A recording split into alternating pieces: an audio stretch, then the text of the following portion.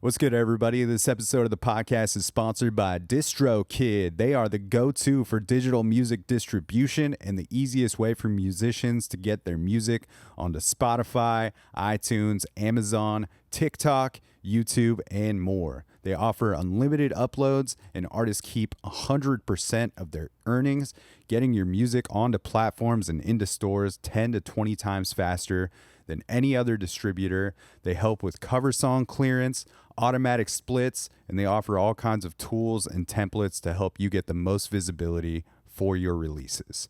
I dig this company and appreciate their business model that offers more features and tools than any other distributor while doing it at the most affordable price for solo artists, bands, DJs, studio artists, and any other creators that are making music or producing music in their home, and they offer label services as well. They've got 3 different tiers that they offer to creators that start as low as $22.99 a year. That's just $1.92 a month. And even their top tier is only $7.50 per month. And the best part about DistroKid sponsoring the podcast is they are offering Dan Cable Presents listeners 30% off their first year of service with DistroKid, making their affordable prices even cheaper for you. I will put that discount link in the episode notes. It will also be in my Instagram bio. Big shout out to DistroKid for sponsoring this podcast for more than 3 years now. Much appreciated. Now let's get into the episode. Look down at the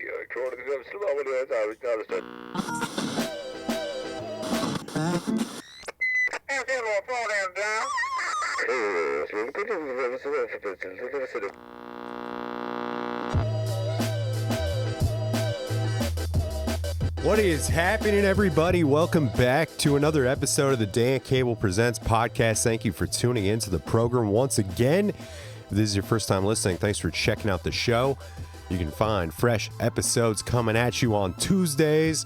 And if you want to help support this thing in a free way, you can do so by clicking subscribe on iTunes, clicking write a review, giving the podcast 5 stars if you feel like it is deserving of so, and that will help propel this thing into the tops of those iTunes charts, giving it more visibility on the national and international levels, helping strangers find the podcast in just a great way to contribute to the growth and sustainability of this thing. Appreciate the hell out of all the folks that have already taken the time to do so.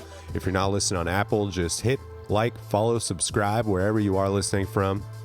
Tell a friend about the podcast. You know, if you're watching on YouTube, hit subscribe there. Check out some of the other stuff that's popping up there. There's a new segment. I Dig Records is up there now, and working to put some more of those out, and working on some other fun video projects as well to put up on the old Primetime Cable YouTube channel. Hope everybody is doing well out there, keeping your head afloat. I'm getting through this congestion. I feel like I've had a lingering cold for about 2 weeks now, and I feel fine. I really do. It's just there's still a little phlegm in here. Okay, there's a little nasally thing happening, and we haven't quite shaken it, but working on it.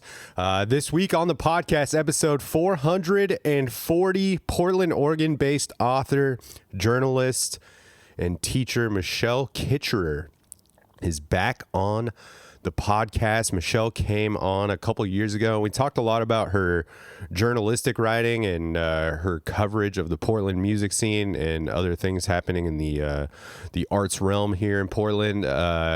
She hit the listeners with some tips about how you can make your press releases better, and we also just kind of talked about her writing background a little bit and how she got interested in writing. But this time around, we are focusing on her brand new book titled Sexy Life Hello, which is a novella, a short read for or listen for those of you that have like myself, that have a short attention span. This is a great book to jump into. It's something you can knock out in an afternoon. It's about a nanny who also doubles as a live texter for a porn star, and we talk more about the premise in the conversation, so I won't dive too deep into it now, but it's a super fun read or listen.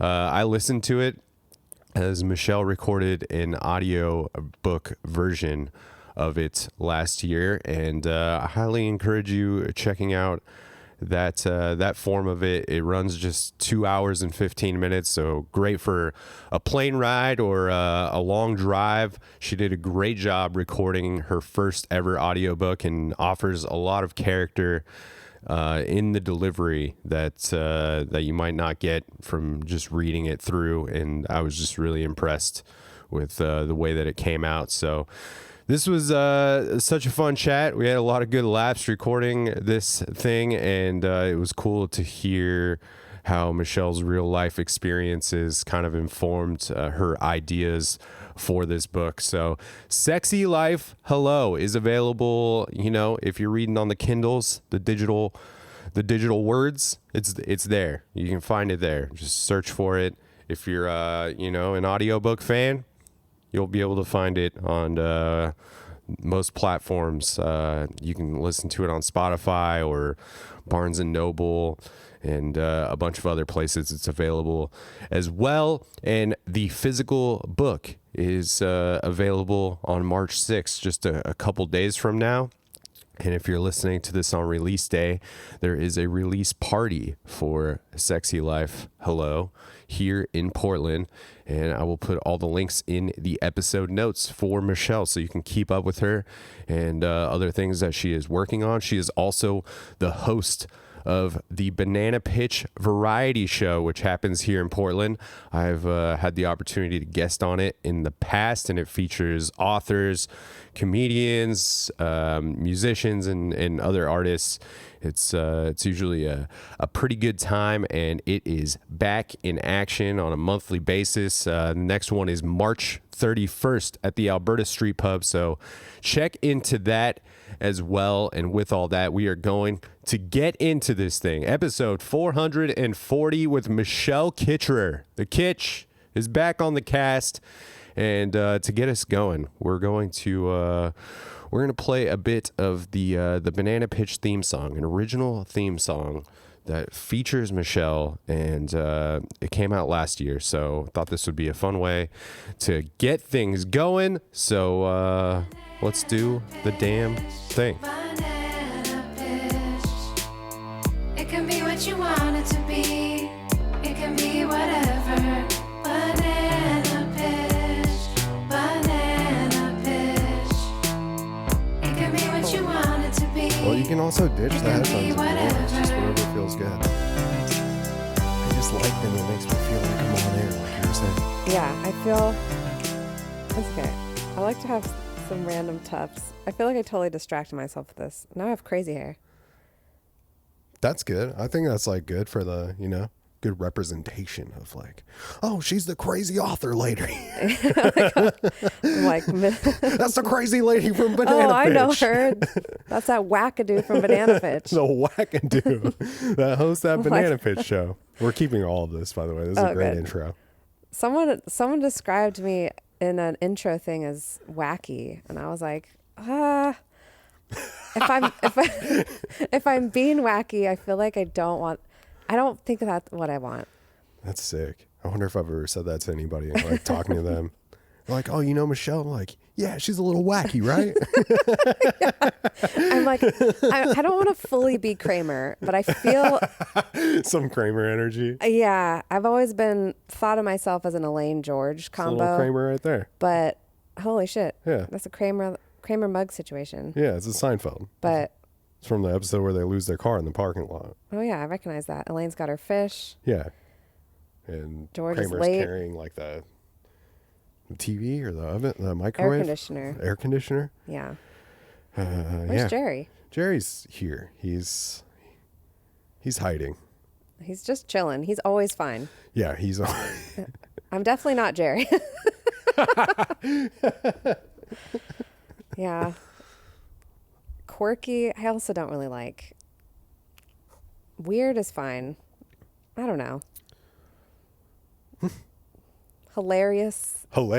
Yeah, that's usually like something you love to hear about yourself. Like, you can describe me as that if you so want. Funny. Oh my gosh, she's not only gorgeous and genius, but also hilarious. And a little bit of a And wackadoodle. a little bit of a wackadoo. Like a wackadoo. I like Wackadoo. wackadoodle. Oh, interesting. Yeah, it makes it cuter. It feels like an object that way. Yeah. Well, welcome to 2025. Oh, man. Well, I'm excited to have you back on the pod.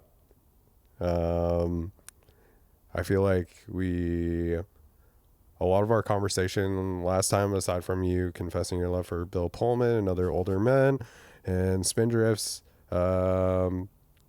we kind of like focused on more about your journalistic writing.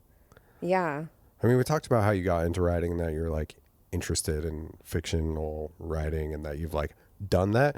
But I do think that you like mentioned the concept for this book. Is that the right word? Concept, or is it a premise or Maybe. I don't know. I feel like I was still in editing process at the time. And so, but I was concurrently, that's how you pronounce that, working on 2 books. I had a novel that I just finished, but in between taking novel breaks, I was working on this novella, which is between a short story and a novel. And now we get to talk about that. It's like out. It's out, and it's proud. Sexy Life, hello. She's over here, Chilling. Yeah. Yeah, chilling next to the bananas. Some just in case nanners. we get hungry. Yeah. I brought a banana, but then Dan had this bunch for me here. So I never leave the house without a banana. It was on her rider. Banana pitch. She's like, please have bananas available. Small to medium size, no long ones. Not too speckled. Those are pretty, like, I don't know, uniformed. Yeah. They're Trader Joe's. Shout out to our sponsors. Not. That'd be sick. Yeah. I'll take a Hint. Trader Joe's sponsorship if you're out there. I like a lot of your things. I have your cold brews in the fridge. What else do I enjoy over there? Mostly like snacks I shouldn't be eating. I like that rooibos tea. They have this like coffee alternative because I get jacked if I drink coffee anymore. Okay. I can have like 4 ounces of coffee. What do you think about? Dang, I should have got you edibled up for this. Michelle 2.0, 2.5. Dude, it's not too late. It might be. Then this is gonna be over, and then it's gonna be kicking in, and you. Dude, I don't need drugs to be insane. No, I don't know. What do people do cool drugs for? What do Happiness? Actually, maybe I should have. My point was that you definitely mentioned something about this sexy novella.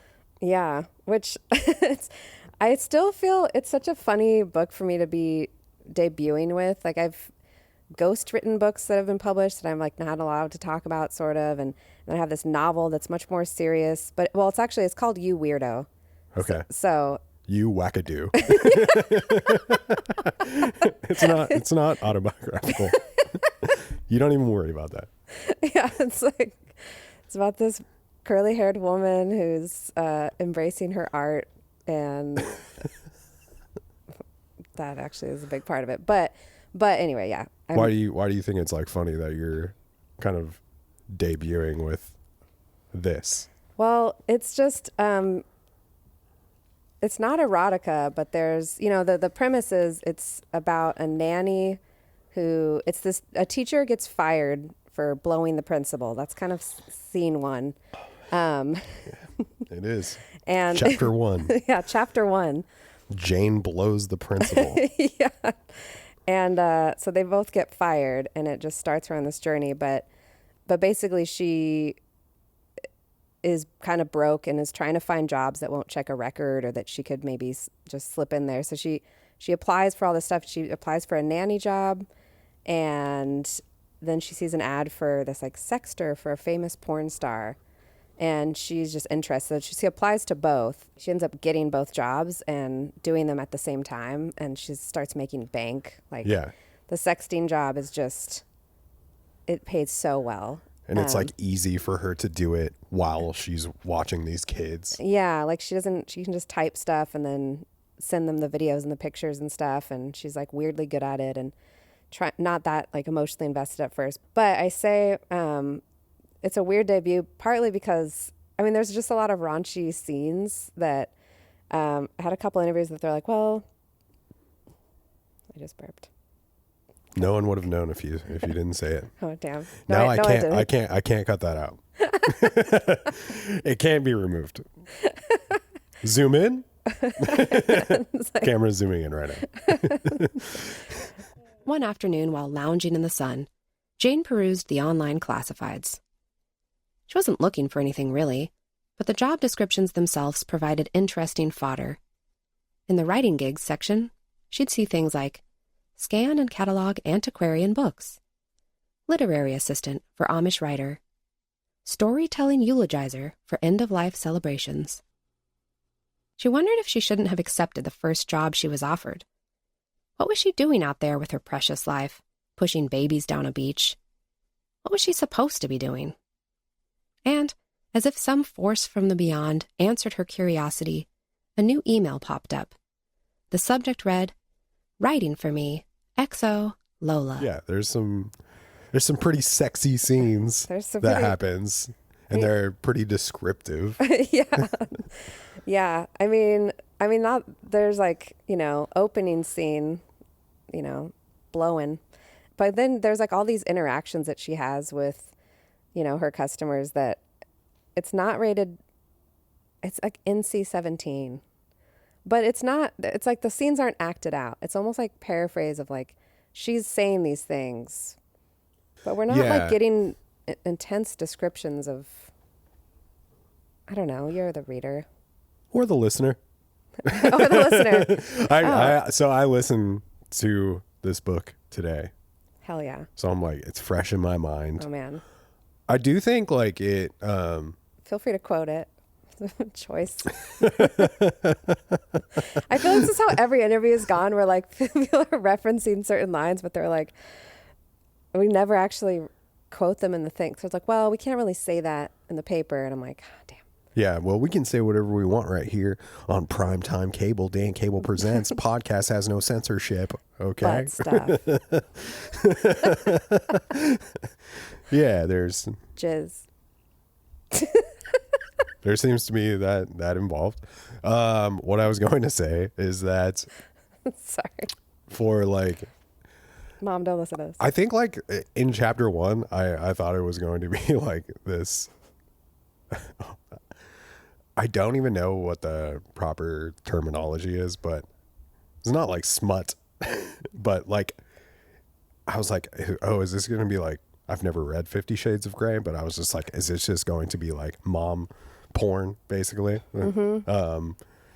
But after the first chapter, the way that like sex stuff is talked about isn't really so like steamy necessarily. It's more just her talking about the interactions she is like texting back and forth. Yeah. Yeah. Well, it's like, there's all part of this is based on real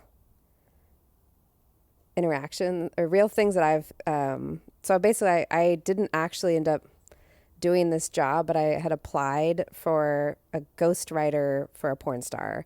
And it was like basically the same ad that Jane finds. Okay. And it was like she was into like her clients have a very niche thing. But so I just took it and kind of grew it. But it was like they're really into mystical bestiality and scat play and yeah, pee pee poo poo, daddy. Yeah. And I was just like, oh, like an entire clientele that is their fucking thing. So there's just all this weird stuff that she's like, what? Yeah. I enjoyed like the approach or like just like what her job was to this porn star who like obviously cannot work, 24 hours a day doing whatever she does, but she has like all of these ghostwriters that are like participating in her live chat basically throughout the day. And just thinking about that concept of, I don't know, that must be like a real thing for some of these people that like Oh yeah. are like cam girls or like cam people, like Yeah. in general, or just like people that have like OnlyFans that are like running a live chat. Like, I don't know, maybe it's not always them. And Yeah. it's just, you're just getting the responses from these ghostwriters. Totally. Well, that was the thing. I had interviewed for a role for this like quote famous porn star who apparently is famous that she's paying people like pretty fat bank to become her, and so she has like 5 or 6 writers that look and are identity wise like anything, like they're all totally different than her. Right. But it's just like, can you mimic my voice, and can you, if someone, you know, like one of the questions I ended up using in the book was like, it was on this questionnaire they gave me. It was like, there's something about codfish. It was like, if your client is a shy codfish and you want to guide him into the ocean and convince him to come with you on a journey, what would you say? And I was like, what? A codfish? And I was like, okay. So anyway, I just like, I wrote this like weird little scenario. It's just like, can you, you know, actually, I don't think I used the actual question in there or my answer, but in the interview with Lola in the beginning, she's like, oh yeah, where I said like, will you be my cockfish? And Yeah. or something like, but it was like, so anyway, it just kept being all these weird little scenarios that I started building, and she has all these repeat clients. But this is a real world. I actually was like, man, I made it to the final round of interviews. I had a live interview with this whole team. Oh, crazy. And I had done all this sample chats, and I was just like, oh man, I think I'm going to have to do it. If I get the job, I feel like I have to at least try it. It seems pretty fun, actually. It seemed fun. And for me, at least, I was like, oh, this is not my kink. Codfish? I'm more of a clownfish type of gal myself. A wackadoo fish. Bit of, yeah. So that was like the inspiration for this story. Yeah. Is you having this real life experience. Yeah. Did you come away from that like immediately thinking like, oh, this would be great for a fictional story? Well, what's interesting, so like 4 years, the year was 2020. The year was 2020. I was in the midst of losing my mind, She was in the midst of losing her mind. and I found an ad that said ghostwriter for a porn star. And I just saved it. I didn't do anything, but like the idea, because I had done ghostwriting, and I was just like, what if like, and it was the same type of thing. It was like chat stuff. And so I had the idea. So I started writing the book, and then like a year or so later, I saw another ad. I'm always looking on like writing gigs on Craigslist and stuff. And like, so I saw another ad, and that's the one that was like the crazy niche of the bestiality and all that stuff. And I was like, I'm going to apply. And so then I just got deeper and deeper, but I was already like halfway into writing the book. So it changed the way the storytelling went. Yeah. What kind of ghostwriting did you do before? Like, what have you... Like the total opposite. It was like finance and no, but I mostly wrote memoirs. Some in like self-help, wellness, because my background is in nutrition, so that Right. kind of started there. And so yeah, nothing, all nonfiction. I don't know if I'd be able to write fiction for someone else. That's like a whole nother brain category. Yeah. And I feel like if I wrote some dope fiction and someone else's name would be on, I'd be pissed. But like this type of ghostwriting, if you were to have actually gotten that job, or if you were Jane, like that stuff is different because you have some sort of prompt.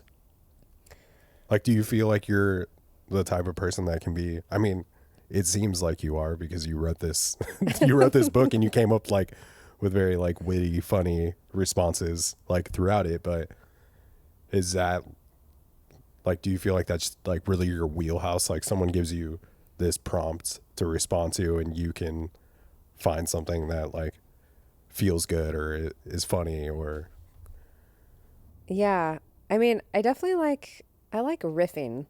Like I like when the material is already there and they're like, I'm just interacting with it. Like I think that's why I don't know if I could do stand up, but I love hosting shows where I'm talking with someone and kind of able to riff off of that energy, or I kind of already, but as soon as I'm not funny, or if I have run out of stuff to say, I'm just like, let's bring up our next performer. But I tried stand up once, and I gave up like 4 minutes in. I was like, this is why I don't do stand up. And then everyone laughed, and I was like, yay. I was like, thank you. Is that why you like writing though? Because you have like as much time as you need, or you obviously like might be working up against a deadline, but Yeah. you feel like with writing you really get to like refine what you get to say and like what the end product is. Totally. I'm a very slow writer. I take a lot of time obsessing, maybe less so with nonfiction now, like a book review or something that I take a lot of notes along the way, and that kind of just comes to me much more quickly. But yeah, I don't know. Like I've been working on an essay for like 2 years that I keep coming back to, or like a short story that I'm working on for a couple of years. That my novel, it took me 6 years, but almost everything I take forever, and I'll go back and obsess over it and hate myself because it sucks. But I'm like, well, I don't know. I'd rather take forever and have something I'm proud of. By the second week, Jane and the girls had gotten into a pretty good routine. After breakfast, she'd stroll them along the boardwalk in their 2-baby stroller, hoping no one thought they were hers. Once they got back, she'd ease their warm, sleepy bodies into their cribs, and as soon as the crying faded to whimpers and finally, sweet silence, she'd take the baby monitor out onto the sun deck overlooking Ooh La La Beach. Sometimes she'd read, but usually she'd just fall asleep on the lounge chair, the sounds of waves and distant voices lulling her away. Some days it felt good to doze out there, and others she'd jolt awake feeling pathetic and restless. I guess if you're like, I don't know, precious with your writing and with what you are putting out, and like it taking a long time for things to get out, what made you feel like this was done? That's a good And that you question. were ready to put it out in the world? Yeah. Well, I think I'd reread it and started from the beginning so many times, and I kept combing through trying to find. I read it aloud a lot, and I kept like just laughing. I had a lot of fun writing this book, and I think just I got to a point where I wasn't correcting anything, or I didn't want to change anything else, and so then I was like, well, maybe I'll just submit it to a couple places and see what happens, because I knew that I didn't want to. At first, I didn't want to debut with this because I was like, oh, this is like smutty, or this is like, oh, this wild and sexy, It's edgy. And I'm so edgy. is it also like you feel like putting something like this out maybe makes some people take you less serious when you put out something different from this to follow it up? That's what I was worried about at first. And then I kind of just had this beautiful free moment of like, I really don't care. That's why I do that. But like Lola. Yeah, Lola doesn't. She doesn't give a fuck. She doesn't give a fuck, dude. She does whatever she wants. She's the porn star. And and I'm like, and that's the new attitude I'm trying to embrace in this fine time of my life.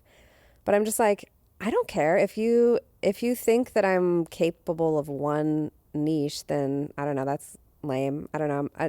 As many artists, I'm a diverse person, but I just work on so many different things. So it's like next to like a very serious book review about, insert name of topic, but like is, a novel that's about like domestic abuse and mental health and art and completely different. And there's like some still like humor moments, but it's like, I'm like, I can't live in the serious, I don't know. I was like, I don't know. I love this book. I think it's funny. I had so much fun writing it, and it became about something much more to me than just the premise. Like I talk a lot in classes about, I always call it like plot versus aboutness. And it's like the plot to this book came to me pretty quickly, where it's like, what are the things that happen? Like, is she gonna, she at some point in the book, she thinks she's gonna get caught, by her nanny bosses watching her, or like there's people she thinks, she might not be as anonymous as she thought she was. And so that's like, the plot, the thing where like, oh, what's going to happen with this? Is she going to get in trouble or whatever? But then I was like thinking more and more about the like aboutness of it, of like what emotional journey does she go on, or does she start? And just like at the time, like I had just come out to my parents. I think we might have talked about this last time, but I had only come out when I was like in my mid 30s, and for a long time, I think I was really suppressed in a lot of ways and really nervous to like be completely honest with who I am. It's actually, I hadn't thought about this way exactly until now, but I was like, oh, if someone told me I didn't look gay enough in like a headshot I had or something, and they're like, oh, you should like gay it up a little bit. And I was like, well, I don't know, it's just what I look like. I was like, oh, should I like, how openly should I like put my identity out there? I was like a queer person, and I was like, well, if I do that, like, will certain readers or students not want to work with me, or will I be put in this category of like, oh, queer, that means something. So I was like, well, I don't want to mean anything. I just want to be whatever. Yeah. I guess also with Jane's character, like she was really suppressed and like is very, in a lot of ways, she's like, yeah, she's doing all this, like saying all these crazy conversations, but she's not like, at first, she's not like turned on, or she's not like actually very confident in herself. She doesn't view herself very attractive, or she's not sexy in her eyes. And so she kind of uses Lola as this like avatar of like, oh, this like perfect woman. And I can turn people on if I don't look like me, and if I'm totally different.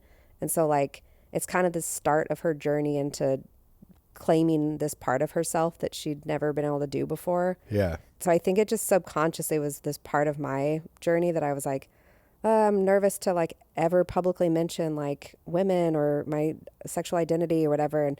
And at first I was like, no, it's because like none of that matters and da da da. And then I just kind of realized like, well, it does matter, because I can connect with like other queer people, other people's journeys, like when I'm working with them or in classes, or just in talking about stories of like, oh, I guess I shouldn't be totally hiding this part of myself, to me and also like to the world. So it actually like writing this helped me to just come out more openly and not think, I don't know. I'm in that like, I don't give a fuck anymore. Like, Yeah. if you don't think whatever about me, and like, I don't really care. I think that's typically what I take away, or like took away from even early experiences with you. Like, it seemed like you were in that attitude of, or I guess, and maybe that's like a newer era of your life, but like that you're just like, yeah, I'm just fucking, this is who I am. A little wackadoo. I'm just kidding. Oh, no. No. I mean, I feel like I think I've always come off that way, like really confidently and just wacky, Kicherer. But there was a lot of parts of myself, like the really personal things, that I've kept really hidden. Yeah. Because I'm actually pretty private in a lot of ways, or emotionally garbage. Emotionally garbage. Hell yeah. That's the title of this episode. We usually go with the name of the person on the cast, but this time we're going with Emotionally Garbage. Episode 440, Emotionally Garbage with Michelle Kicherer, the Kitch. And then it's all wacky. Whoa. Kramer comes in. Oh man, bangs through the door.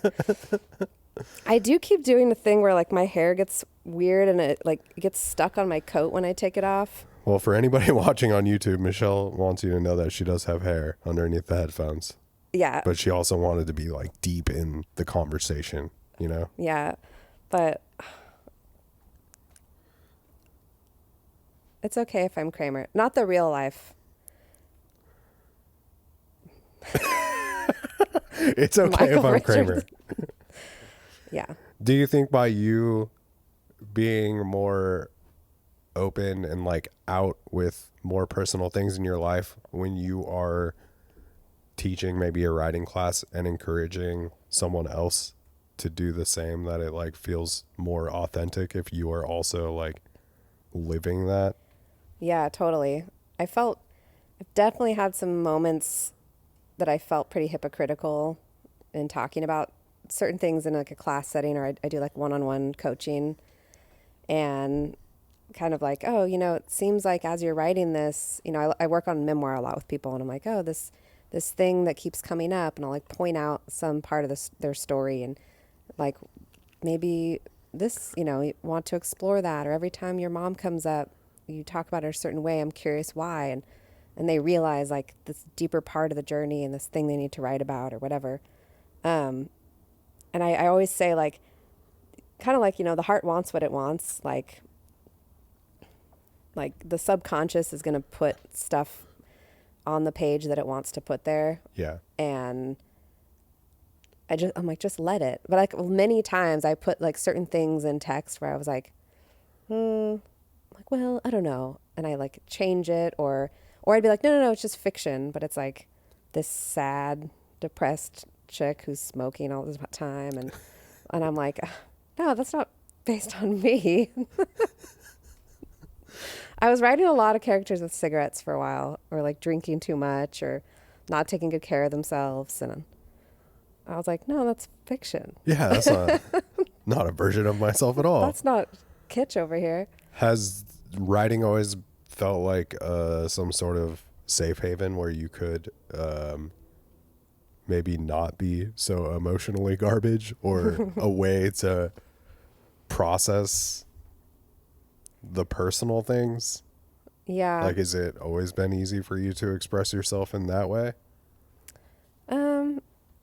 Not particularly. I feel like I used to write stuff that was just purely some silly idea, like the story Porch Goat, where this kid brings a neighbor's goat shows up on their porch, and it lives on the porch. It's called Porch Goat.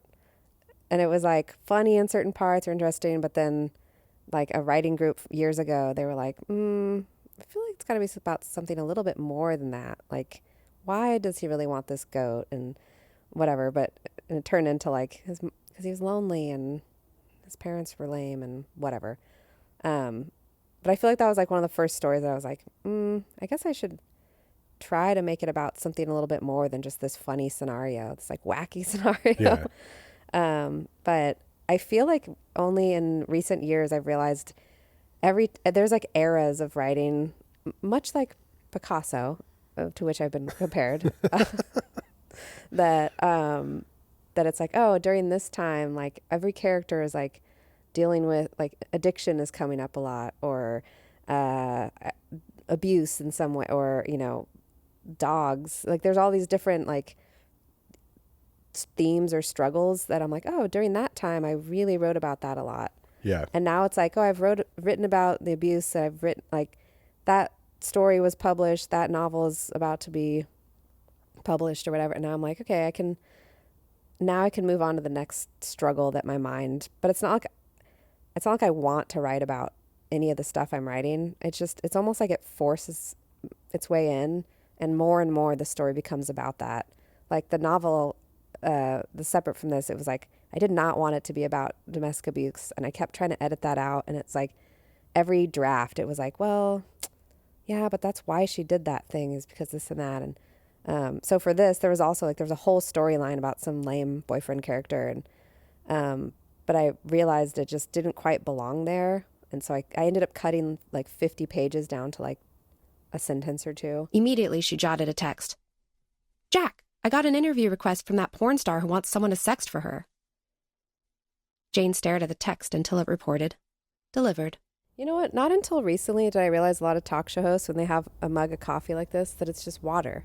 Not until recently. Yep. You learn You something. think Conan's just mainlining coffee at 1 a.m.? That'd be amazing. So for our listeners, I just want you to know this is coffee. I mean water. Oh. Sorry. Oh my God. What the hell? These are gonna Maybe I be, am wacky. this is great teasers. Maybe I am. And maybe I should just own up to it. Oh, man. Michelle's coming out on this podcast episode. This is a very special episode as she is a wackadoo. Go ahead. You can say. I'm wackadoo. I think you have to like say your name first or something. Hi, I'm Michelle and I'm a wackadoo. No. Damn. Hi, I'm Michelle, and I am a wackadoo. Hi, Michelle. We need Dan. more people to say it. Yeah, well, no, this is how most of my friend interactions go. There's just one person. Just one.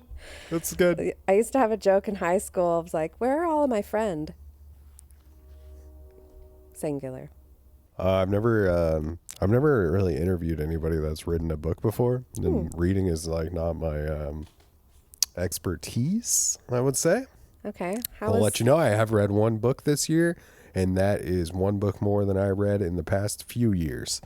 I'm trying to find the things that I enjoy. Mm-hmm.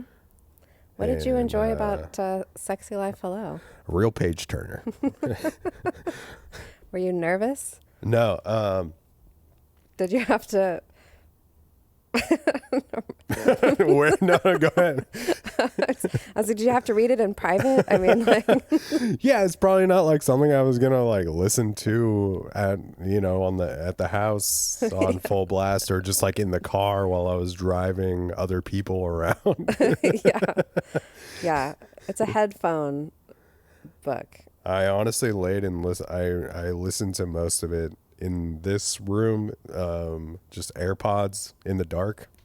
Oh, in the dark. Just so I can focus on listening to something without any other distractions. Yeah. What I was going to ask you though is like, how do you discern what needs to be trimmed? I guess like what is the process of trimming the fat of a book, and did you like know that you wanted this to be a certain length? Like, did you know this wasn't some like 300-page book from the jump? Yeah, I definitely didn't know that it was going to be a novella at first, and I didn't even really think about that form before this. I think I just was like, I'm going to write until it feels like it's a story. And I just wrote it, and it grew from like 50 to 70 to like 100. And then it was like 160 pages, which is definitely in like short novel world. Okay. But I had this whole storyline that I was like, I don't know.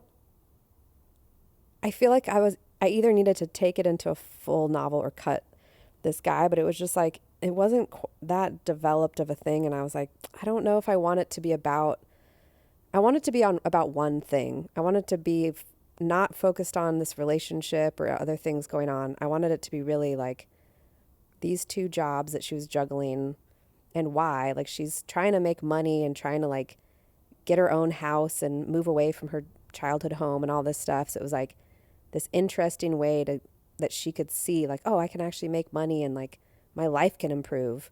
And then there's all these like risks involved with it. But I think I thought I want that to be the main focus, and alongside of her like sexual suppression and identity. So it became, by the time I ended it, I realized I wanted to write a part 2. So I kind of started working on that, because we kind of meet her at this like the brink of this big change that she's like, I don't know, kind of figuring out who she is, but it's almost like she doesn't fully know it. It's not like she goes into it as a character and is like, you know what? I feel lonely and hideous and uninspired romantically. It's like, but those are just some of the things she is that she starts changing. So yeah, I think it was just like focusing it on this main storyline, and it just fit the novella form really well. Yeah. It like didn't really need some like B story almost of like this boyfriend character. Yeah. It kind of like has just little things peppered in that like makes you, or like at least made me curious and like wonder about things that maybe don't ever necessarily get answered, but in ways that, yeah, it kind of like keeps you focused on just that thing, like what is happening with her Yeah. in that moment. And I guess it makes sense that she is discovering all these things about herself, even though she's Yeah. not like really realizing it. But the beginning of the book is, you know, a pretty big foundational shift for her, where she is fired from her career Yeah. and now has to like find another way Yeah. to make money with this new label of being a sex offender because of, you know, this incident at the school. Yeah. So yeah, it makes I mean- sense that she's like experiencing these new things in her life, and that like I feel like that's like pretty par for the course for the human experience. When something is like ripped out from under you and things get turned upside down, you start like self-reflecting, even if you're not intentionally like trying to, you know, Yeah, those things totally. come back at you. Yeah. We were just talking about this in a class the other day. Someone was like, in like these moments of reflection, especially and this was in a memoir class, but it was like, oh, we want to see a character in moments of transition and like in a challenge. And it's like there's a challenge and then they have choices that they have to make and then some sort of change, hopefully, because of those challenges. So it's kind of like the 3 C's. I'm coining this. The 3 C's. We'll put it up on the screen. Well, I forgot immediately. What are they? Challenge, Okay. choice, and change. Hell yeah. I'm also writing a self-help book. I'm just kidding. Called the 3 C's. 3 C's. But I also loved that, like, part of it, and I worked in schools, and I was never a teacher, but I was a nutritionist in schools. And there's so many teachers that I still know some that a lot of teachers are like, ugh. They're like, there's this whole opening scene at the school, and everyone's like, ugh. Like, Yeah, it's fun. yeah. It's Like, super fun. and it's the like- the way you described it. oh, thank you. Yeah.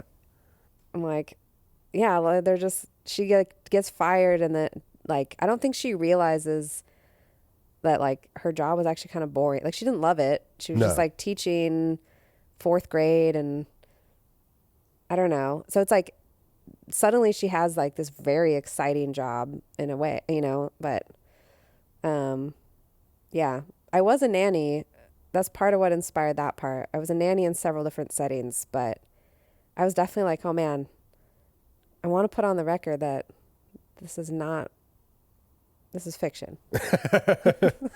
But even like, because you have been a nanny before, you have had the interactions, I would assume then, of having like the nanny interview. Yeah, And totally. having to deal with that type of experience and like trying to say the right things so that these people trust you to take care of their kids. Yeah, which it's like, okay, when you walk into a store and they're like clearly watching you to see if you're stealing stuff, immediately I'm like, I look so shady. I also used to be a rabid theft when I was younger and was arrested for shoplifting. So accurate, probably. Yeah. No, but now I'm like, I don't do that anymore. But something about being watched or them like assessing if I'm good, I'm like, I look very shady. So on the interviews, they're like, so ask me stuff about kids. And I'm like, okay, like don't look at the kid weird, or like don't sit weird. Or I'm like thinking of stuff. And it wasn't the whole time, but I'd have these little flickers of like, and then I'm like, what the hell are you talking about? Like, I'm just like, I just want them to know that I'm a good person. Like Yeah. I would do anything, you know, like I would die for you. That was me singing to the kids. But I can't sing if I'm smiling. So And Jane, the Yeah. you know, main character, she's kind of like doing the same thing and just like really hoping that these 2 women are not going to interrogate her about like, why did you leave the school year? And like, yeah, she's just waiting for the other foot to drop and like someone to like find her out, basically. yeah, creepy Jane. Jane's got a bit of a backstory, Yeah. but I don't know, how long will she get away with it? But it's also like interesting when you think about like morality and like I had a conversation with this musician the other day that I was like, yeah, there's certain people like they just don't want to read the book. They think it's wrong and they are, you know, it's like supporting pornography and da da da. And he was just like, but why? Like, why is that so wrong? Like, why are we so stuck on that? And it's just I mean, my answer is just religion, but I mean, I don't know. I think like there's certain things like, yeah, she did get fired for a simple blowjob, A but simple blowy. I'm like, that's not really wrong though. I've given many blowjobs. Wait, cut that. That's the teaser. No. But like, okay, so she's like having a consensual relation with a man or a person, but it's like in a certain setting and certain people get exposed to it, whatever. Well, it's, I guess at that point, it's like understanding boundaries, Yeah. right? Like, I'm not and advocating for that. lewd behavior. I think I understand what you're saying. It's like she didn't do anything. Like, she didn't fuck with a kid. Yeah. You know, like that is not why she is now a registered sex offender. Yeah. Like, To find out why she is, you'll have to read Sexy Life Hello. yeah, that's available now on all the things except for Audible. Yeah. What the hell? Audible, please release my audiobook. Let's talk about the real scandal. I want to hear about this. All right. Why your book is not available on Audible, and then I want to like dig into the audio book element of this because I think it's the way I experienced it, so I'm a little biased, but I do feel like with this particular thing, it is a very fun like listen, especially because you can knock it out in like 2 hours. Yeah. Perfect. But I feel like you get maybe like a little bit more character out of getting to hear you read it. And maybe it's just because it's the first thing I've listened to in that sort of setting where like I knew the person reading it. Oh, yeah. I was like, okay, Michelle. Okay, Kitch. Digging in here. She enters.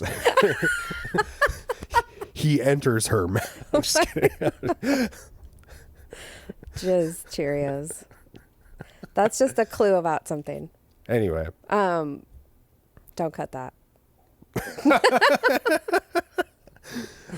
What Audiobook. is the situation with Audible All right. now? So there's two main distributors for audiobooks. There's Findaway Voices. Cut that out. I'm just kidding. I'm sorry. All right, carried away. No, this is good. This Carried is good. away. And then there's ACX, which is owned by Amazon. Okay. Boo. And when I specifically chose to release on Findaway because they distribute on Audible, but also like all these other platforms, like including libraries, which I learned like writers I still get paid when people listen to it through the library. Not quite as much as the other places, but I'm getting paid each time. So please just check it out on your library card. So anyway, and they're much easier to work with. They're very responsive. It's not like a giant company, but it's like the second biggest one. But ACX is like this giant company, but they mostly just put on Audible and I forget where else. But anyway, you want your book on Audible because it's the biggest one. Yeah. But so they somehow in this process like claimed the title and said that like, oh, we own this. And like in order to, because we tried to distribute it on Audible, and somehow in that process they claimed the title and then said that they're going to be releasing it through ACX. And there was like this whole, I've been in contact with both teams from both distributors for like months where they're like, oh, Michelle, you'll have to log in through your Audible, your ACX account in order to clear this. And I'm like, I don't have one. I never have. Yeah. Like, this is a scam. And it's just every email has been this convoluted thing. Findaway is like, uh-oh, here we go again. Like, this is what happens. Sometimes they do this, and we have to get it cleared from them to release it. So they're basically trying to, like, take ownership of it and say that, like, they own the distribution rights. Anyway, it's been this, like, I don't even fully understand it, but apparently it happens a lot, and they can just decide like, oh, like it gets tangled in this web of all these other audiobooks that they're like, oh no, these are ours, but we're not releasing them on Audible because you chose the other distributor. So they're not getting the money. And so it's effed up. So it doesn't have anything to do with like the content of the book. Oh, I don't think so. I mean, that's not, I think it's just a them fighting the smaller company, and the smaller company is like, find a way, which I highly recommend if you're doing audiobooks. She highly recommends it if you're doing audiobooks and you don't want your books on Audible. But sometimes that doesn't happen. I'm just kidding. Sometimes it doesn't happen. But also all the other distributors, I think all of them pay more than Audible. Audible just has way bigger of a reach. They're the Spotify of audiobooks. But so, I don't really know. But whatevs. People can listen to it at the library now, so. Damn, I was hoping it was like way more scandalous than that. They were like, this is X-rated. Well, I did get banned from several places, as well as I was trying to ship internationally, and it got flagged and banned. In Russia? Definitely. To the UK. Really? So I've had some workarounds. Okay. So, and that is a banning because of the content. Yeah. Is there, with books, is there a rating system? I don't know. Like, is there something that can you put the parental advisory or like whatever the fuck, like the rated R on the book or is there a thing that even when you were like submitting to these like digital distributors or even for the physical copy, is there like a thing where you have to like, even putting this podcast up, I have to usually check a box that says there's explicit language because Michelle, old dirty mouth hoe over here. Another teaser. Another great clip for the old episode, Emotionally Garbage. Emotionally Garbage with Michelle Kicherer. I think that's a good podcast name for you. That's actually but pretty good. But you said it here, so I own it now. No. I am the Audible of podcasts. That was me spinning in circles. Well, next week I'll be debuting my new show, Emotionally Garbage, with Dan Cable, not Michelle Kicherer. That's the full title. Not Michelle Kicherer. Damn. Cold-blooded. Not the banana pitch lady. Banana pitch. I'll be removing the bananas, by the way, from the actual final cut. I'll be removing this this digitally. card. It's from Lola. Oh. No, you can open it. Is that like an on-air read? Yeah, this is okay. Well, you don't have to read it if you don't want, but. Dear Dan. Oh, get that ripping in the mic. Yeah, that's good stuff. Dear Dan the man. Be sure to read the front of that clever card. Thanks a bunch. But it's balloons. Oh, sick, dude. Stickers. Now Dan is reading his card, thanking him for being a part of the Portland music community. Thank you, Dan. This is from Lola, not Michelle. I have uploaded some special exclusive pics and vids to the location that you only know about. Great. Dan has a hard time reading. It's a great card. I look forward to what Lola is offering. Lola does exclusive content. Damn. What would have been like really next level though? I think that this is maybe a missed opportunity for you to have like linked up with a Lola. Dude. And that extra sales. I don't know how that would have worked. What did she refer to it as? Does she say like the premium content? Because that's like premium content. That is how Jane gets paid, is that she has to like get these men riled up enough, or people, women, whoever is inquiring. There's a few ladies that are a fan of Lola. Goldie fucks. But the deal is that like Jane has to get them riled up so that they want to like purchase a premium video Yeah. or photo. Cha-ching. Cha-ching. Yeah, it's a fun element. Cha-cha-cha-ching. But yeah, maybe a missed opportunity there to have linked with a Lolo or Damn. Well, I was going to make this whole account. First, it was just going to be an Instagram account. And then, well, actually, this leads me into, so I do have this whole other project going on. It's called Hot Dog Hub. okay. And it's exclusively photos of me eating. It was just eating hot dogs, Sick. but it turned into all these other food items. But it's actually with my dog, DAGG. I can't even say it. Did you just say DAGG? Man. Daggy. Daggy. He's with my Daggy. We're just going to have some pasta with my dag. Ew, cut this. Man, I wish I did have that gummy so I could blame it on this. Oh man, you have nothing to blame it on. I know. Just a wackadoo. Just wackadoo. No, with Roderick Allen from Rose City Review. Oh, yeah. He does like all my headshots, and we started getting more and more weird with them. He actually did the headshot on the back of the book, which is kind of dope.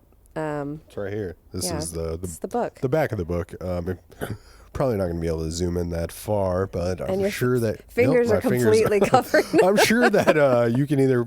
I mean, this is a reason enough to purchase a physical copy of Sexy Life Hello. It's a great conversation starter if you want to go ahead and put that on your coffee table, or maybe not at your. If you're a teacher, you probably don't bring that to school. Don't bring it to school. Don't bring that to school. It might get banned from certain coffee shops in Gresham.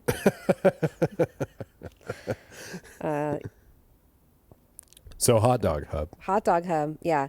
So there's all these, a lot of food, me eating food things in different Portland places. Okay. But we developed this whole character. Her name is Ivana Vina.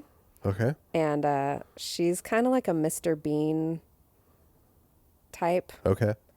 Yeah, that's all I can say for now. But we're about to officially launch it. But it was going to have this whole like, there's like premium content, but it's not actually, it's not Lola style. But you weren't. Yeah, you just weren't ready to I was like, I'm not fully go. Yeah, I was like, do we juxtapose superimpose a picture of my face on like someone else's body? Yeah. I don't know. Anyway. Can I ask if you've gotten any sense putting this book out? The physical copy. It comes out March 6th, a week from today. Okay. So which will be like just a couple days after this is available. So by then millions of people will have already gotten their hands on it. Is there like a Kindle type, has there been a digital release outside of the audiobook already? Yes. Okay. Yeah. So it's out on ebook. Anybody that has listened or has read digitally. Mm-hmm. Can I ask if you've gotten any like weird DM type shit since putting this out? I feel like I've been on a couple weird dates where they're like, but not like you feel like they listened or read the book before. That they like then looked me up afterwards or something. I'm very Googleable, I guess. So. Okay. And then it turned weird. Okay. Where I was like, ugh, grow up. But you're not like getting any like, just like No. a lot of random DMs like. Not yet. Okay. But. I was just curious if this is like the I'm type of thing that I'm makes that happen. I don't know. Maybe once it's officially out and all those millions of people get their hands on it. Okay. There was a review on like Goodreads or something by the one man who left a review. What did he say? I don't get it. That's what he said about the book? Yeah. He doesn't get it? Oh, no, sorry. Let me re-quote that. He said, I didn't see what the point of this was. Three stars. That's amazing. And I was like, well, thanks for generously at least giving me 3 stars for this thing that you didn't see the point. Yeah. I wanted to write back. I don't see the point of you, Richard. But I don't want to fight, you know. Yeah, yeah. It's not my fault Richard doesn't get it. Yeah, it's fine. Also, is there like, do you feel like there is a big thing to get out of, I mean, I know we talked about maybe like some of the deeper underlying things that Jane is experiencing in her life, but do you feel like there is something ultimately to get, or is this just like something fun to listen to or read through? I feel like it's both. I feel like ultimately, I feel like anything I create, I really just want to entertain people and like to have a good time. So if a lot of people messaged me and said like, by the way, I like laughed out loud so many times reading this, and I'm like, that makes me feel great. Like people don't laugh out loud enough, especially when they're by themselves. They're just like pacing in their darkened studio or whatever you're doing and like laughing or like Dude, pacing would have been next level if I was just walking back and forth in this room dark. Would have been Were you laying great. on the like I was psychiatrist just laying on the style? I was laying on the ground, to be honest. Oh. I started off in this Immersive. chair, and then I was like, you know what? Old Daniel needs to stretch out this back. So we're going flat on the floor, baby. Oh man. Well, yeah. But I mean, I think it like became more than just entertainment to me as the more I like edited it and have been talking about it, and just like other people have gotten stuff out of it, of just kind of that back to that attitude of like, I can do whatever I want. Like this, I don't know, being able to break into some new freedom of,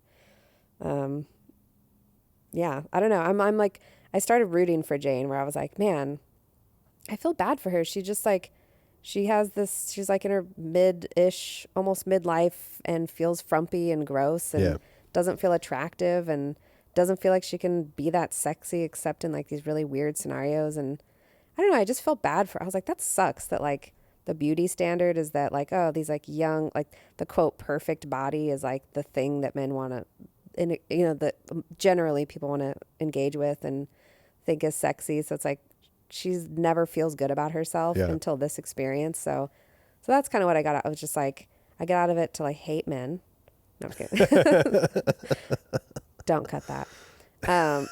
No, but just this beauty standard is just so frustrating of like, as soon as you're like tipping beyond your 20, like your body starts changing and then you're just like less attractive. And, you know, she's like in that state of like, oh no, like I just want her to like feel happy and be able to be a baddie. I want her to be like Lola, really. Yeah. So stay tuned for part 2.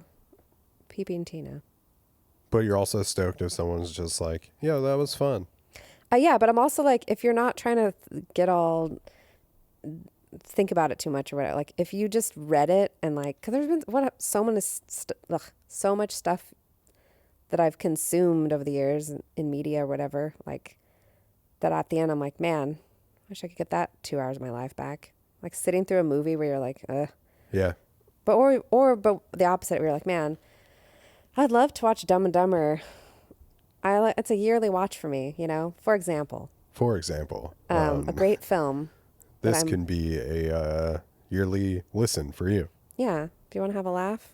No, I thought it was fun. I enjoyed listening to it. I definitely like laughed out loud several times. Nice. I really thought you did a great job on the recording of the thank you. audiobook. Oh yeah, thank you.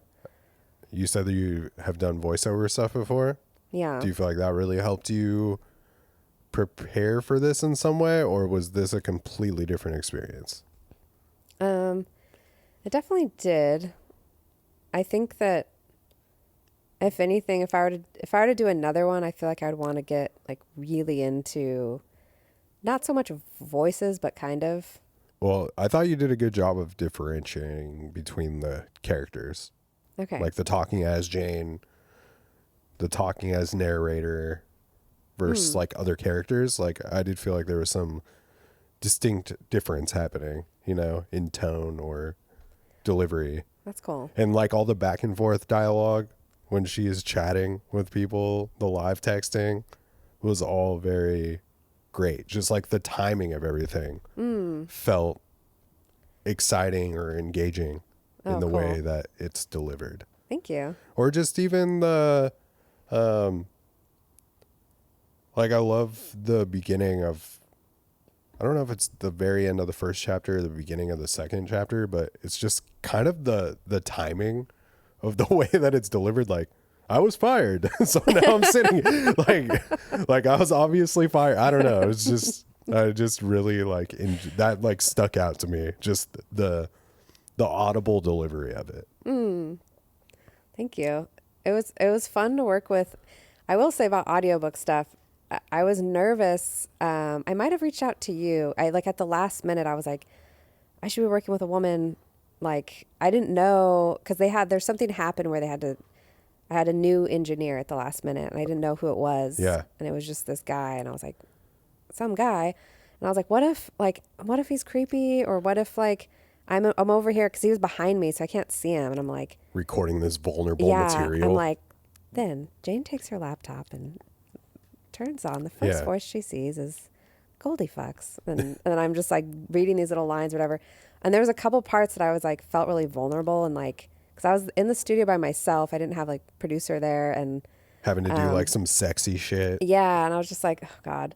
And there was a certain parts that we kept having to redo because I was getting a little tongue tied, and it was like there's this one part that he ended up it was just like he's like, hey, can you do that part over where it's like the guy that like jacking off in his Cheerios, and I like how you're getting quiet right now. this is my audiobook voice. Just as you're talking about jacking off voice. You jacked off. I just like to make sure to talk about it in a way that's, I don't know, whatever. This is my jack off voice.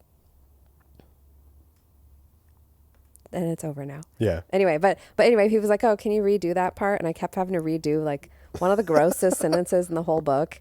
And like we kept listening to it back, and it was the day I went back to like do pickups, and he was like, we're like, God damn it, all right, let me try it again.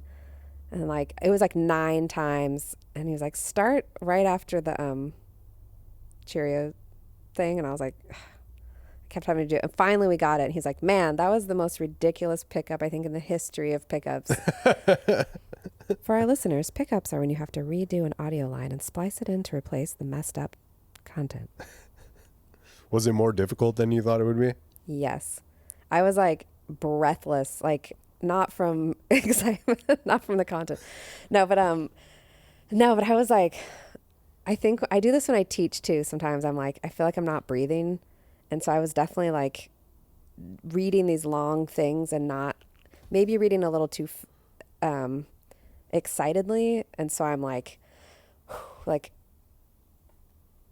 yeah, it was making me like really aware that like I really wanted to take a breath, and I just had to like, I was reading at home, I was fine. As soon as I was in the studio, I was like, oh gosh, be cool, Kitch. Be cool. And it just took me a while to warm up. So. Yeah. Well, it's also like, I feel like with it's so much different than recording something like this, where it's like okay for like volume to kind of be all over the place and kind of wackadoo, yeah, you know, at times. Whoa. With the audiobook, Cut it that. needs to be, and I know this is like partially on the engineer and like how it's recorded, but it has to be like so balanced. Yeah. In the, you know, Yeah. in listening to it, it needs to kind of like ride at one level almost. It was interesting. It was almost like I didn't want anyone to be there, and at the same time I was like, next time I'm going to bring in like a crew. Like I feel like I need to perform or something. But then I just started imagining people there, and the more I got into it, I mean, when I say warm up, I mean, it was like, I feel like the first 20, 30 minutes, I was like, it was just weird because I'm like, okay, let me act, but like no one is here.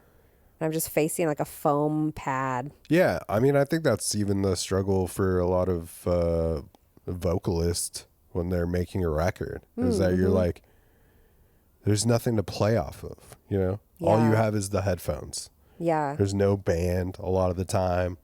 You know, maybe they've already like recorded their parts and you're just overdubbing the vocals. There's no audience to play with. And Yeah. I think some people it does, it takes time for them to feel like they're okay, like I'm in this space now.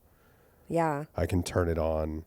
Had that person done audiobooks prior? The one that I think engineered? only a couple. And he's like, they were nothing like this. Yeah. But they were like manuals, like, Okay. like actually the previous one he did was for a youth group. Okay. So a little different. So like hopefully had some idea to like let you know like, hey, Totally. we didn't get that. Like we need Totally. you to say this again so that it's easy to chop up in a way that feels fluid or Yeah. He was great. His name was Adam Lee. shout out Adam Lee. What up, Adam? You did a great job. It sounded like I was listening to any other audiobook. Hell yeah. Like when I plugged it in, I was like, fuck yeah, Let's do I it. know this voice.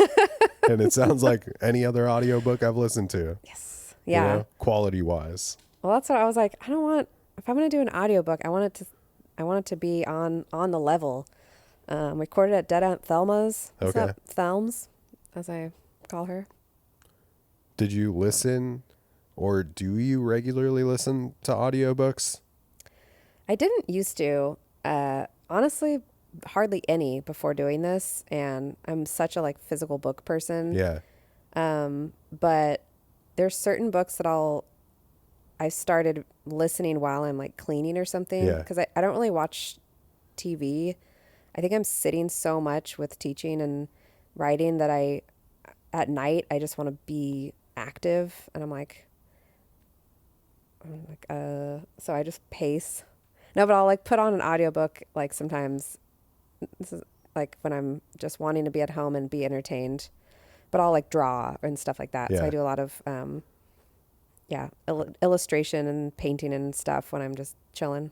I guess I asked just to like if that informed the way that you went about your delivery, or did you like not really think about that too much? I mean, a little bit. Just there had been a couple audiobooks that I'd listened to fairly recently. One was a Sally Rooney book that I'm forgetting. It was called like Beautiful World, Where Are You, or something like that.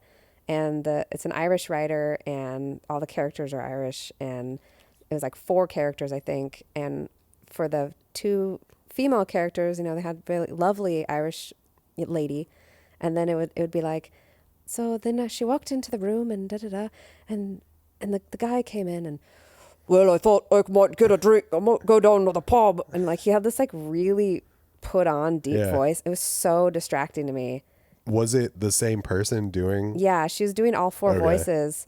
She was like, well, I don't know. Yeah. And I'm like, ugh. Yeah, I feel like that can be a little bit rough, Yeah. Like I enjoyed your approach Yeah. to it more than maybe that.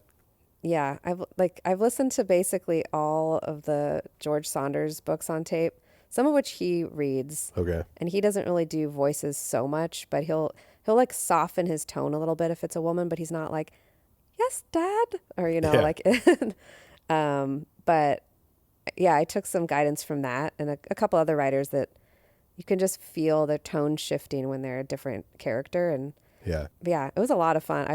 I'm excited to do another one. But I just started pitching this to some film agents. So for like book to film adaptations. Yeah. And one was really interested. She called it Delicious.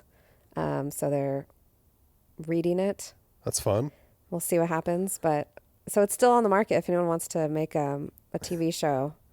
Or a film. I guess a film, but I could see it as a series. Yeah. That's what the people want. Yeah. They do. Yeah. They told me.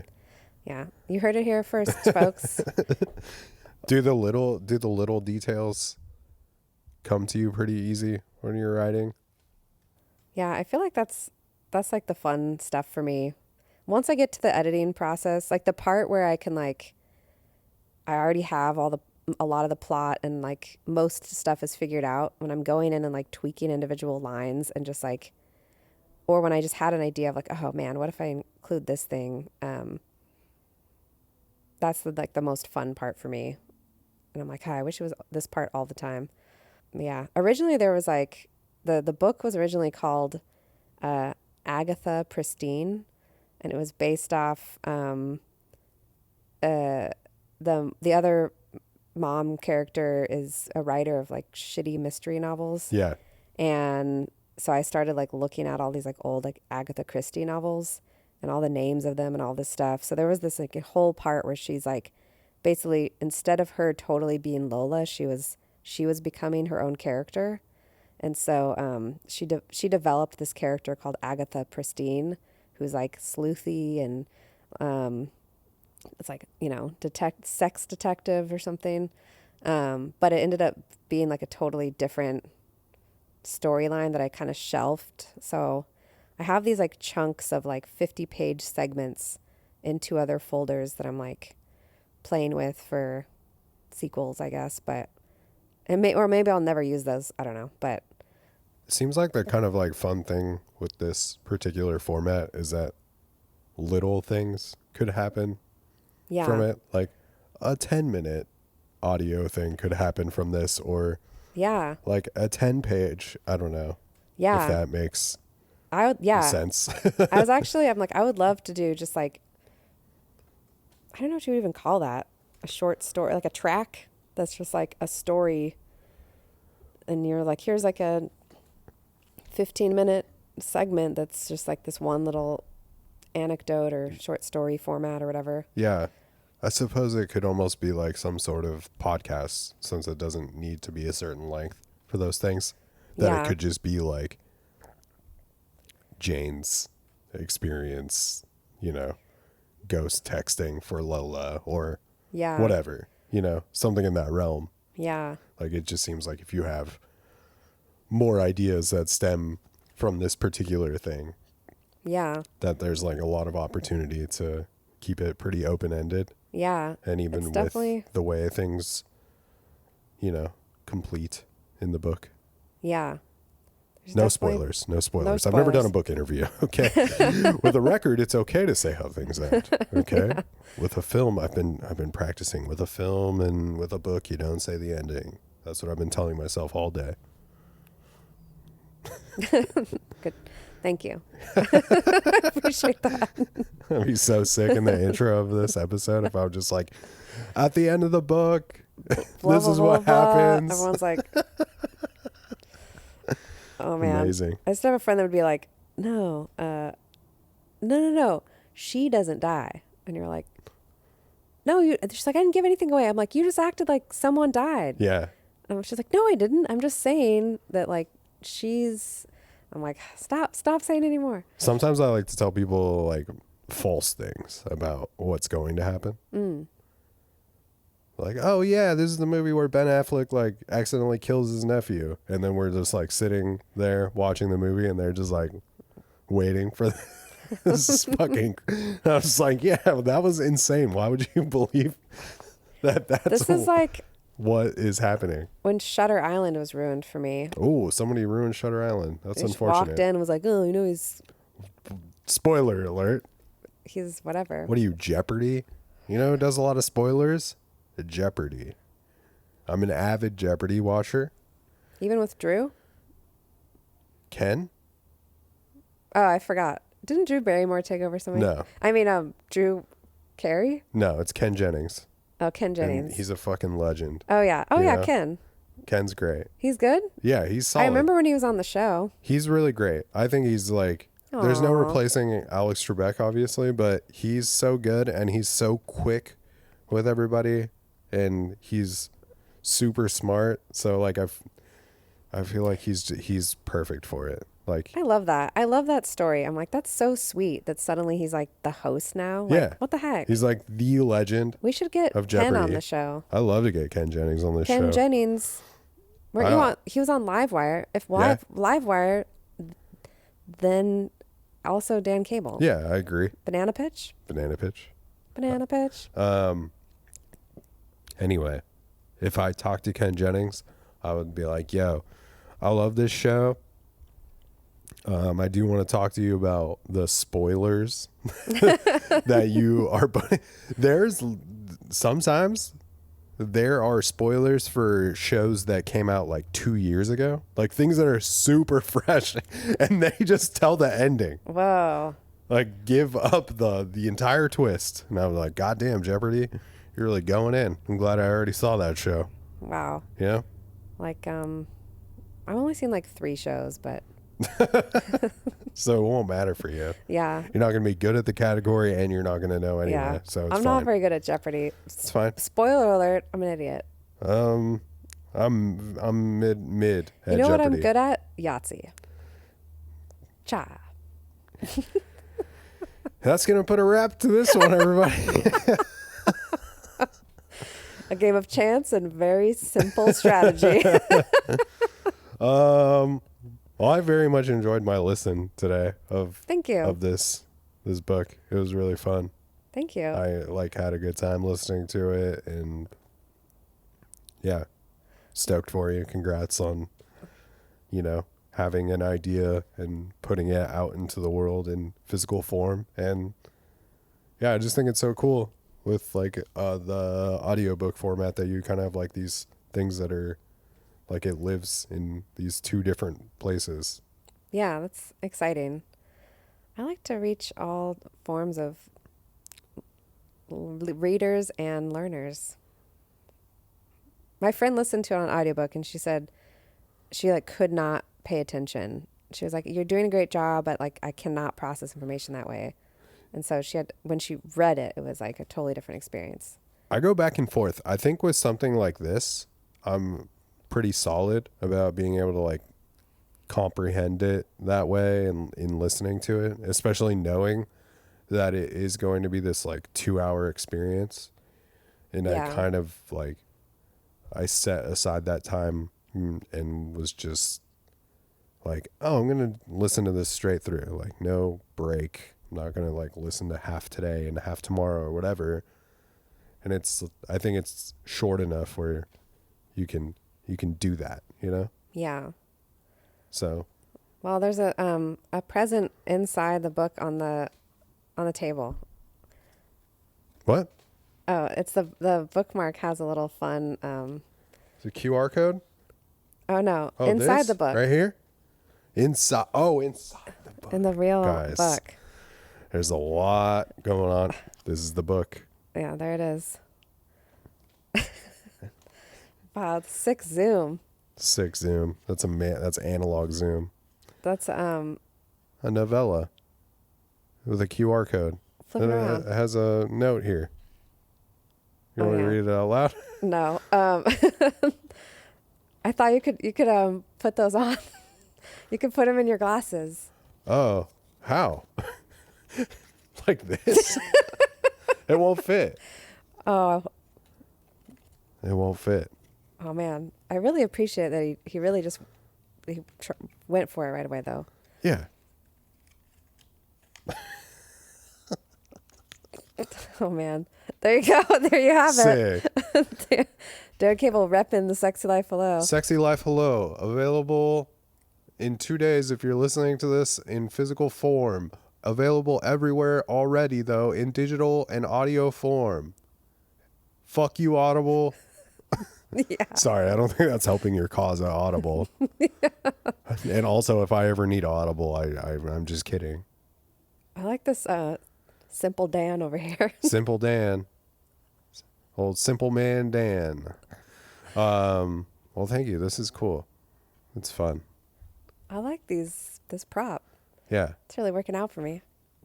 Thank you so much for having me and for spending a couple hours of your life immersed in the world of hello, The Kitsch.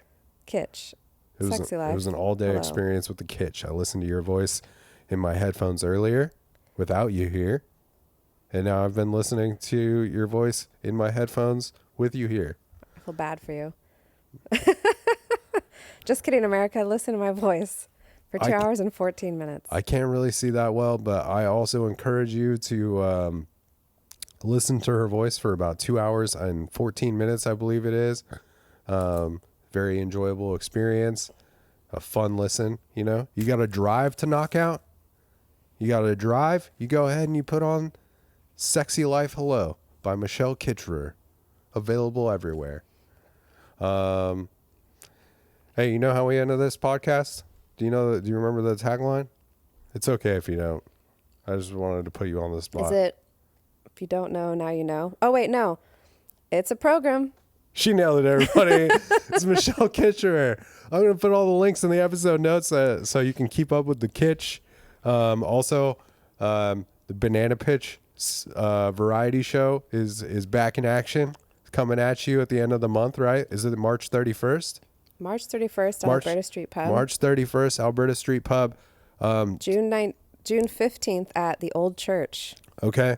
Hell yeah. Going wild. June 15th at the Old Church. I'll put the links in the episode notes so that you can find when those things are happening. And March 31st, my friends in Bendre the Giant are going to be featured. So we're going to play it out with some Bendre the Giant. They're a former guest of this podcast earlier I guess that was last year now. We're in 2024. So check out Bendre the Giant. Check out Michelle Kicherer, Sexy Life Hello, and more writing things to come. She's not just writing smut, everybody. There's more other things, right? There's more to life. There's more. I can't believe these are still in here. I'm like, what's the opposite of smut? Thoughtful, insightful. I also write insightful literature. Thought-provoking. Well, I guess the smut it was thought-provoking as well. It provoked some thoughts. It provoked some thoughts. It was a very exciting listen. I repeat.